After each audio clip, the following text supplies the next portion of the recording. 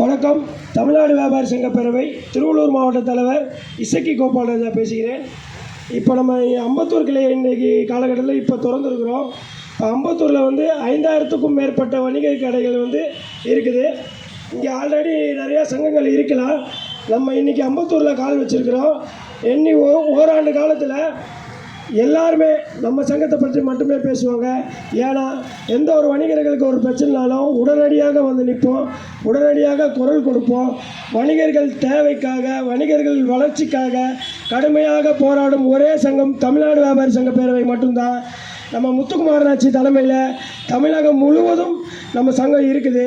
ஆனால் இந்த திருவள்ளூர் மாவட்டத்தில் இந்த அம்பத்தூர் கிளையை நம்பர் 1 சங்கமாக ஓராண்டு காலத்தில் எனக்கு சமர்ப்பிக்கிறேன்.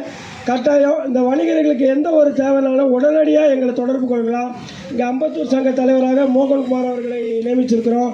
இப்போ இங்கே இருக்கிற வணிகர்கள் அனைவரும் உடனடியாக அவர் தொடர்பு கொண்டீங்கன்னா உங்களுக்கு லைசன்ஸ் பிரச்சனையாக இருக்கட்டும், இல்லை கார்ப்பரேஷன் மூலிமா தான் பிரச்சனையாக இருக்கட்டும், காவல்துறை மூலிமா தான் பிரச்சனையாக இருக்கும், டிராஃபிக் இருக்கட்டும், லா அண்ட் ஆர்டர் எந்த ஒரு இஷ்யூவாக இருந்தாலும் உடனடியாக நாங்கள் சால்வ் பண்ணி கொடுப்போம். நீங்கள் கூப்பிடுற தூரத்தில் தான் இருப்போம். மோகன்குமார் அவர்கள் உடனடியாக வந்துடுவார். வணிகர்களுக்கு எந்த ஒரு பிரச்சனைனாலும் பண்ணி கொடுப்பாரு. என்னையும் தொடர்பு கொள்ளுங்கள். என் நம்பர் போட்டிருக்கேன் எல்லாத்துலேயும். வணிகர்களுக்கு ஏதாவது ஒரு பிரச்சனை தேவைன்னா உடனடியாக எங்களை தொடர்பு கொள்ளுங்கள். அடுத்த 10 நிமிஷத்தில் நாங்கள் வந்திருப்போம். இதுக்கப்புறம் அம்பத்தூர் சங்க தலைவரை பேசுமாறு தாழ்மையுடன் கேட்டுக்கொள்கிறேன். நிகழ்த்தி சென்ற அவர்களுக்கு மனமார்ந்த நன்றியை தெரிவித்துக் கொள்கிறோம். அடுத்ததாக இப்போது சங்கத்தின் மாநில அளவிலான பார்வை மற்றும் வணிகர்களுக்கான நீண்டகால நோக்கங்களை எடுத்துரைக்க மாநில ஒருங்கிணைப்பாளர் திரு அருண்குமார் அவர்களை வருமாறு மரியாதையுடன் அழைக்கிறேன். அனைவருக்கும் இனிய காலை வணக்கம். அதாவது அம்பத்தூர் கிளை ஒரு ஹைடெக்காக ஸ்டார்ட் பண்ணியிருக்காங்க அப்படின்னு தான் நான் சொல்லுவேன். ஏன்னா இந்த விஷயங்களை பார்க்கும்போது, இந்த ஒழுங்குமுறைகளை பார்க்கும்போது, அங்கே ஒரு டிஜிட்டல் எல்இடி, ஒரு ஹைடெக்கான கிளையை மிகுந்த மன மகிழ்ச்சியோடு நான் வருக என்று வரவேற்கிறேன். இதுக்கு மிகவும் ஒத்துழைப்பாக இருந்த இசக்கி கோபாலராஜா இருக்கட்டும், பாக்ஸர் எபிஎன் இருக்கட்டும், இந்த அம்பத்தூர் கிளை தலைவர் மோகனா இருக்கட்டும், மற்றும் நம்ம விஜயா இருக்கட்டும், அவர்கள் என்னோட நன்றியை தெரிவிச்சுக்கிறேன். பொதுவாகவே உங்கள் எல்லாருக்குமே தெரியும், இது 43வது வணிகர் தின மாநாடு நம்ம இப்போது வைக்க போகிறோம். எப்போதும் என்றால் தூத்துக்குடி மாவட்டத்தில் முதல் வணிகர் மாநாடு நடந்த பெருமை இங்கே ஆவடியில் தான் கேம்பகோலா மைதானத்தில் முதல் வணிகர் தின மாநாடு நடந்தது. அங்கே இருக்கவங்க எல்லாமே தெரிஞ்சுக்கிட்டோம். இப்போது வணிகர் தலைவர் யாருமே அந்த மாநாட்டில் இல்லை. அந்த முதல் வணிகர் தின மாநாட்டில் கலந்து கொண்ட பெருமை, அதை நடத்திய பெருமை நம்மளுடைய மாநில தலைவர் முத்துக்குமாரில் தான் சேரும்.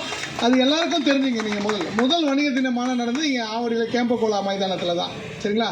அதனால் இந்த அம்பத்தூர் சுற்றுவட்ட பகுதிக்கு வணிகர் சார்ந்த ஒரு மிகப்பெரிய விஷயம் இருக்கும். ஏன்னா அப்போது அந்த சென்னை புனர் வணிகர் சங்க பேரவையில் மிகப்பெரிய பங்களித்தது இந்த அம்பத்தூர் பகுதி தான். இங்கே இருக்கின்ற மிகப்பெரிய வணிகர்களை கேட்டால் அது தெரியும். அப்போ அதில் ஒரு மிகப்பெரிய பங்கெடுத்தது நம்மளுடைய மாநில தலைவர் முத்துக்குமார் அவர்கள் தான். ஆனால் இன்றைக்கி வணிகர் சங்கங்கள் அதோட நோக்கத்தில் பயணிக்குதான்னு கேட்டிங்கன்னா இல்லை. எந்த ஒரு சிறு வணிகர்களும் நிம்மதியாக வணிகம் செய்கிறாங்கன்னு கேட்டால் இல்லை. அதுதான் உண்மை. இப்போது இசைக்கு கூட ஒரு மாதத்துக்கு முன்னாடி ஒரு பெரிய ஆர்ப்பாட்டம் ஒன்று நடத்தியிருந்தார். பாதையோர கடைகள் போட்டிருக்காங்க. அதாவது முதல்லாம் சாலையோரத்தில் சின்ன வியாபாரிகள் வியாபாரம் பண்ணுவாங்க. ஆனால் இன்றைக்கி அப்படி கிடையாது. உங்களுக்கு சூப்பர் மார்க்கெட்டில் என்ன பொருள் கிடைக்குதோ, மிகப்பெரிய மால்களில் என்ன பொருள் கிடைக்குதோ அதெல்லாம் சாலைகளில் கிடைக்குது. சரிங்களா?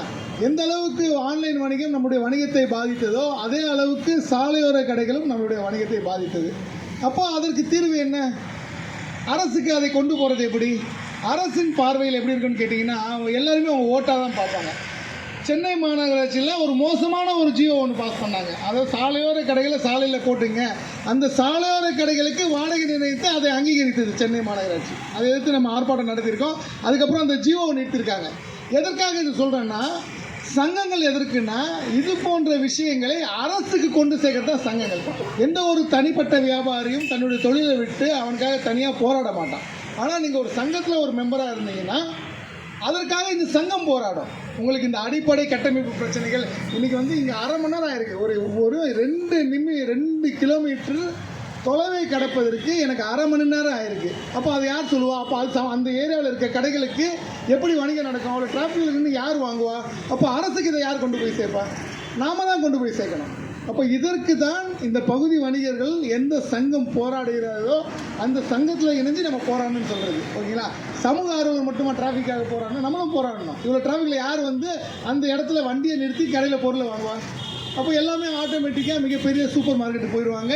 இல்லைன்னா ஆன்லைனில் ஆர்டர் பண்ணால் 5 நிமிஷத்தில் வீட்டுக்கு வந்துடுது. இன்றைக்கி ஸ்விக்கியாக இருக்கட்டும், ஜொமேட்டோவாக இருக்கட்டும், மிகப்பெரிய விஷயங்கள்லாம் இன்றைக்கி இங்கே இருக்க வணிகத்தை பாதிக்கிறது. அப்போது இதுக்கு ஒரு சுமூகமாக ஒரு போக்குவரத்து நெரிசல் இல்லாத ஒரு போக்குவரத்து பயணம் இருந்தால் அந்தந்த கடைகளில் நின்று வாங்குவாங்க. அப்போ அதுக்கெல்லாம் யார் போராடுறது? அதற்காக தான் சங்கங்கள். இப்போது இதெல்லாம் நம்ம மாநகராட்சி அதிகாரிகளுக்கு இந்த விஷயங்கள் எதுவுமே தெரியாது. காலையில் 9 மணிக்கு ஸ்லிப்பை கொண்டு வந்து கடையில் நின்றுவாங்க ஃபைன் போடுறதுக்கு. ஓகேங்களா? அப்போது அதை எதிர்த்து அவள் ஃபைன் போட வைக்காமல் இருக்குது இசைக்கு கோபால்ராஜா பொண்ணு ரோட்டில் உட்காருவாங்க. நடந்த உண்மை சூரப்பட்டில் பார்த்துருப்பீங்க. காலையில் 9 மணிக்கு கடை திறந்து வியாபாரம் கூட ஆகாத கடையில் 5000 ரூபா ஃபைன் போட்டாங்க. ஓகேங்களா? அவர்கள்லாம் நம்மளை ஒரு படம் பிடுங்கும் மிஷினாக தான் பார்ப்பான். அவன் எப்படி வியாபாரம் பண்ணுவான், இவ்வளோ பிரச்சனை இருக்குது, சாலை வந்து இவ்வளோ டிராஃபிக்காக இருக்குது, மிகப்பெரிய சூப்பர் மார்க்கெட்டில் வந்துடுச்சு, தெருவோரம் ஃபுல்லாக கடைகள் பெருகிடுச்சு. அப்போ இதை தாண்டி அவன் எப்படி வணிகம் செய்வான்றதை மாநகராட்சி அதிகாரிகள் யாரும் பார்க்க மாட்டாங்க, காவல்துறை அதிகாரிகள் யாருமே பார்க்க மாட்டாங்க. அப்போது அங்கே உங்களுக்கு நீதி வாங்கி கொடுப்பதற்கு அங்கங்கே சங்க தலைவர்கள் இருக்கணும், உண்மையாக போராட்டம் பண்ணக்கூடிய சங்க தலைவர்கள் இருக்கணும். சீட்டு நடத்தி வருஷத்துக்கு ஒரு பிரியாணி போடுறது தான் அந்த சங்கமா? அப்படி கிடையாது. அதை தாண்டி அதற்கு அடுத்த கட்டமாக வியாபாரியோட அடிப்படை பிரச்சனைகளை மீட்டெடுக்கிறதுக்கு, அடிப்படை பிரச்சனைகளை தீர்வு காண்றதுக்கு என்ன ஒரு 30 வருஷத்துக்கு முன்னாடி இந்த வணிக சூழல் இன்னைக்கு இருக்கா? அன்றைக்கி ஒரு சின்னதாக ஒரு கடை வச்சவன் கொஞ்ச நாள் பெருசாக ஒரு கடை வைப்பான், அவன் ஒரு 10 கடையை உருவாக்குவான். ஆனால் இன்றைக்கி அப்படி கிடையாது. ஒரு கணவன் மனைவி சேர்ந்தால் கூட தங்களுடைய வாழ்வாதாரத்தை காப்பாற்றிக் கொள்வது வணிகம் நடத்த எவ்வளோ பெரிய விஷயமா இருக்குது. ஏன்னா வணிகம் செய்கிறவங்க வந்து எல்லா இதுலையும் நான் சொல்லுவேன், முதுகெலும்பு இருக்கவன் தான் வியாபாரம் செய்வான்.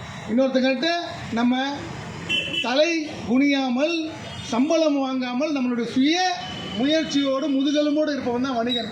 அந்த வணிகனுக்கு பாதுகாப்பாக தமிழ்நாடு வியாபார சங்க பேரவை இருக்கும். தமிழ்நாடு வியாபார சங்க பேரவைக்கு என்றைக்கும் பக்கபலமாக அம்பத்தூர் சங்கம் இருக்கணும்ட்டு நான் மோகன் அண்ணனை கேட்டுக்கிறேன், எபி அண்ணனை கேட்டுக்கிறேன்.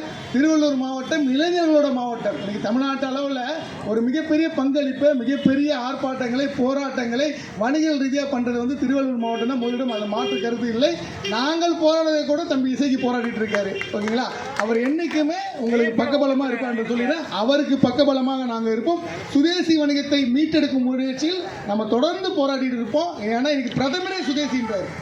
இவ்வளோ நாள் சொல்லாங்க உலகமயமாக்கல் வந்ததுக்கப்புறம், நரசிம்ம புஷ் வந்ததுக்கப்புறம் இவ்வளவு நாள் சுதேசின்ற வார்த்தையை மறந்த அரசாங்கம் இன்னைக்கு சுதேசி யார் சொல்லுங்கன்னா, நம்ம ஊரில் தயாரித்த பொருளில் நம்ம கடையில் வாங்கினா மட்டும்தான் நம்மளுடைய பணம் நம்மக்கிட்ட இருக்கும். அதை பிரதமர் இன்னைக்கு புரிஞ்சிருக்காரு. அவருக்கு பக்கபலமாக நாம் இருக்கணும். அந்நிய நிறுவனங்களை இந்த மண்ணை விட்டு ஓட வைத்து தமிழக நிறுவனங்களை, தமிழ் சார்ந்த வணிகர்களுக்கு பாதுகாப்பு அளிக்க உங்கள் ஒருவருடைய குரலும் எங்களுக்கு தேவை. வாழ்க சுதேசி வணிகம், வளர்க சுதேசி வணிகம். நன்றி.